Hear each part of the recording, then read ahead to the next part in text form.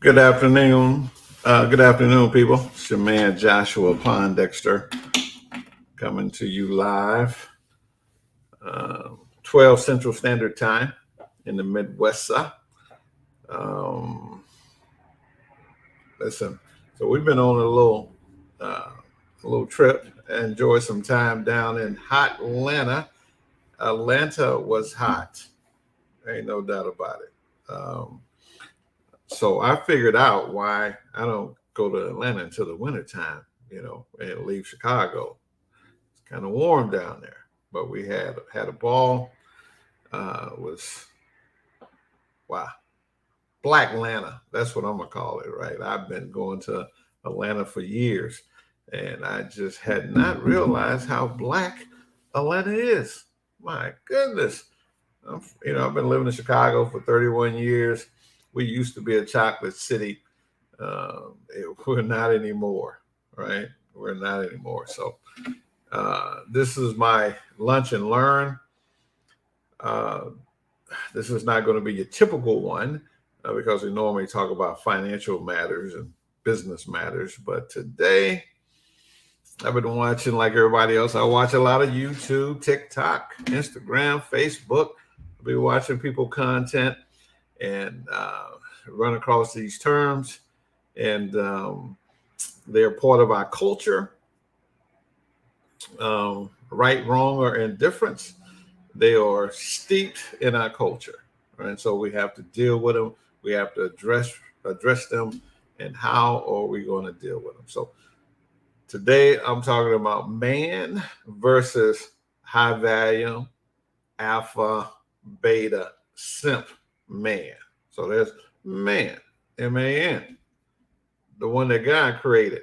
And then there's this concept of a high value, an alpha, a beta, a simp man, right? So God created man. So we're gonna tell you what we think about these high value, alpha, beta, simps.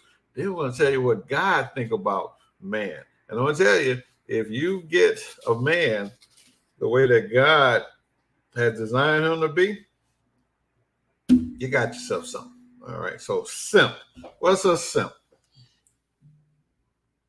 Someone who does way too much for a person they like, or a guy that is overly desperate for women, especially if is a bad person. Well, she can't be a bad person. Just be a user, right? Using a guy, he wants you. He's desperate for you. He's a That's what they call a simp, right? He's doing way too much. Um, so that's a male that they talk about in our culture, a simp, right? Who wants a simp? A lot of y'all want a simp. A beta male. He's assumed a passive or a subservient role in society or professional situations, right? So that's a beta male. These are the definition of these man in our society, right? And then we're going to talk about the man that God created. The alpha man, the alpha male, tends to assume a domineering role in a society or professional situation. Hmm. Sound like a bully to me.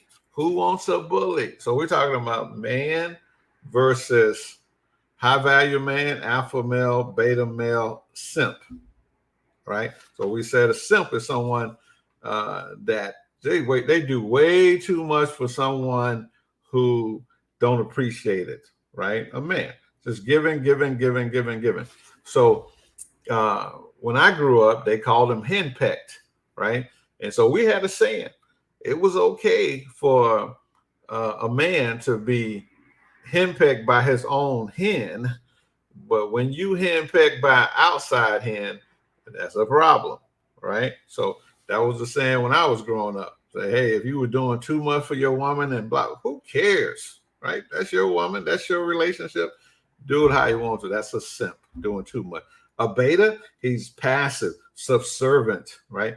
Nobody like those characteristics in a man, right? Then there's a man that's an alpha. He assumes a dominant or domineering role. That's a little bit too much. You don't have to be all that. Sound like a short guy to me, right? And then we have this high value guy, right? So let's look at him. I have some traits I want to show you. Let's go to screen share.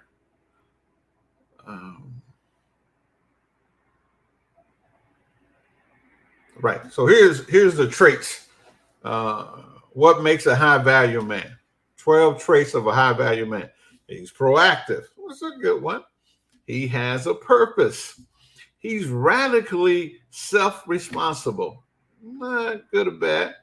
He's courageous. He obeys a code of behavior and ethics. That's good. That's good. Integrity is good. He helps his tribe survive and thrive. These are all wonderful characteristics, right? He maintains the ironclad boundaries, right? Just based on that alone, I might be a high value man because you ain't crossing no boundaries with me. He communicates in a straightforward manner, right? That's good. He's effective and competent. He's formidable. Ooh. He's committed to self-improvement. Good. He's confident and believe in himself.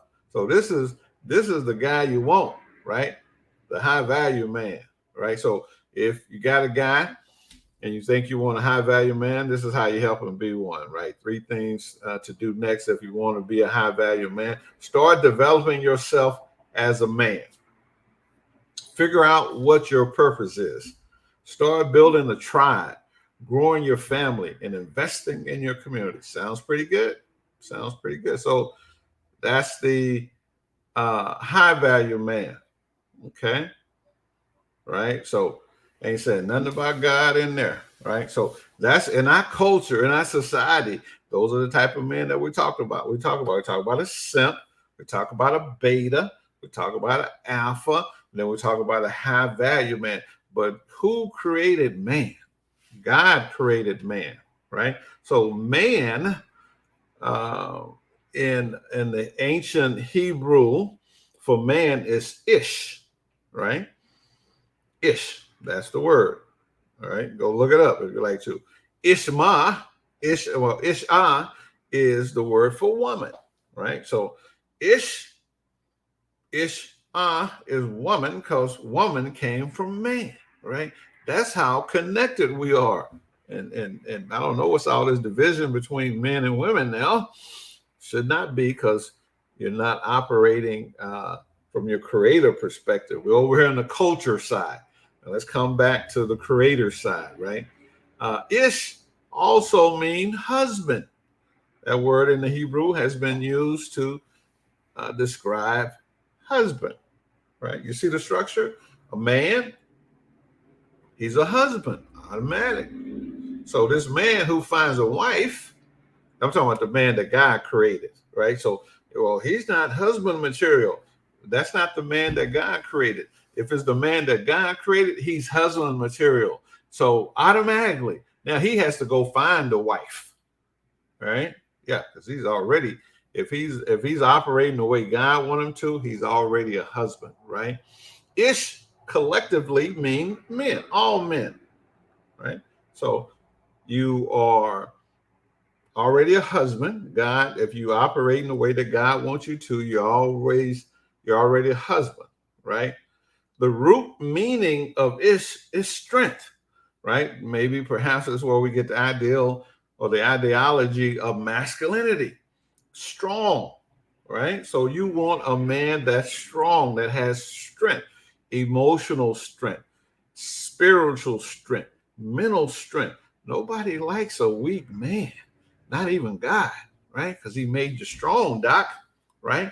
And so when we get to looking at adjectives that we want to start describing this man, this ish, it has a sense of belonging to, the characteristic of, like. Who is man like? Man is like his creator, right? So if a man, the less a man is like his creator, the less masculine he is, the less man he is. If you want to be more man, be the man that God wants you to be, right? Ecclesiastes 7:29.